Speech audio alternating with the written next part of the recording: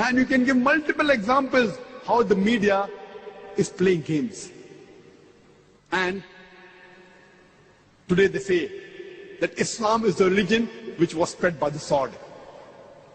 A very good reply is given by Delacy O'Leary in his book, Islam at the Crossroad, on page number 8.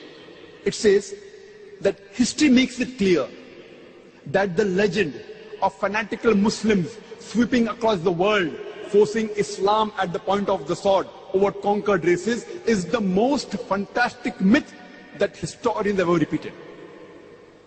Delacy O'Leary is a very famous historian. He says that history makes it clear that the legend of fanatical Muslims forcing Islam at the point of the sword over conquered races is the most fantastic myth that historians ever repeated. We Muslims, history tells us, ruled Spain for about 800 years. We didn't do our job. We didn't do dawah. Later on, the Crusaders came, we wiped out. There was not a single Muslim who could openly give the azan.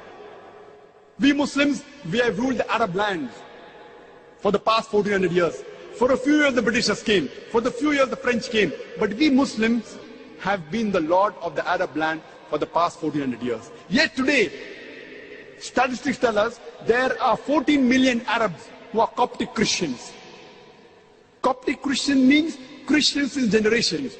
If we wanted, we could have converted every Arab into Islam by the point of the sword. We didn't do it. These 14 million Coptic Christians in Arab land, they are bearing witness, they are giving shahada that Islam wasn't spread by the sword. We Muslims, we ruled India for about 1,000 years. Today, more than 80% of the Indians, they are non-Muslim. If we wanted, we could have converted every Indian at the point of the sword. We didn't do it. Islam does not give us permission. These 80% non-Muslim Indians, they are giving shahada. They are bearing witness that Islam wasn't spread by the sword. Which Muslim army went to the east coast of Africa? Which Muslim army went to Indonesia, which has the largest population of Muslims? Which Muslim army went to Malaysia, which has more than 50% Muslim? Which army? Which sword? It is the sword of the intellect. As Allah says in Surah Nahl, chapter number 16, verse number 125. Udu ila sabili rabbika bil-hikma wal ma'udital hasna wajadilhum billati ahsan. Invite all to the way of thy Lord with wisdom and beautiful preaching, and argue with them and reason with them in the ways that are best and most gracious. There was an article, a survey done by Rajesh Almanik yearbook in 1984. It was repeated in the Plain Truth magazine. A survey was done about the increase in the major world religions in a span of 50 years from 1934 to 1984. And number one, the maximum increase was in the religion of Islam, 235%. Christianity, only 47%. I'm asking the question, which war took place in the span of 50 years between 1934 and 1984, which converted millions of non-Muslims to Islam? Which war? Which war? Today, the fastest growing religion in the world is Islam. The fastest growing religion in America is Islam. The fastest growing religion in Europe is Islam. I am asking, who is forcing these Americans, these Europeans, to accept Islam at the point of the sword? Before 9/11, the maximum allegation about the media was that Islam does not give rights to the woman. Do you know, out of those people accepting Islam, including in America and Europe, out of those non-Muslims accepting Islam, 2/3 are women. If Islam degrades the woman, then why do these American women, why are these European women accepting Islam? Why? The media is saying that Islam degrades the woman, then why are these American and European women accepting Islam? Because Islam has the solution to the problem of womankind, especially the womankind. They find security in Islam. We know Yuan Ridley. She had gone to Afghanistan to spy on the Taliban. She was arrested for 7 days. She comes back. She's so much impressed. Time does not permit me to speak about details. Many of you may be aware. She reads the Quran and she accepts Islam. People ask her that, how did the Taliban treat you? They treated me like a guest.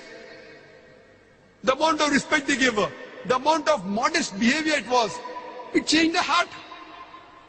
And mashallah, today she is wearing a hijab, she lives in London. A British reporter sent to write against the Muslims, except Islam, alhamdulillah.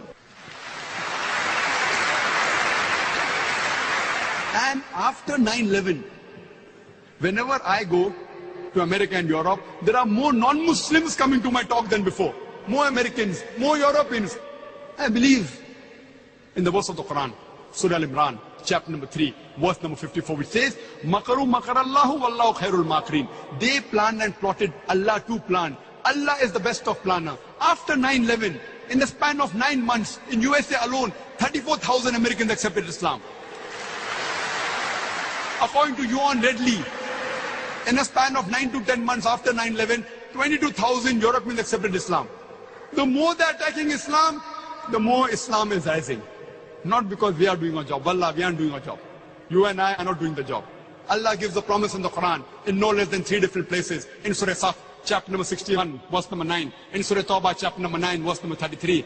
And Surah Fatah, chapter number 48, verse number 28. Allah says, Huwa allazi arsala rasulahu bil huda wa dinil haq liyuzhirahu ala dini kulli. That Allah has sent His messenger with guidance and the religion of truth, so that it will prevail over all the other religions, over all the other ways of life. Islam is destined to supersede all. This religion of peace, this religion of haqq, will supersede all the other ways of life.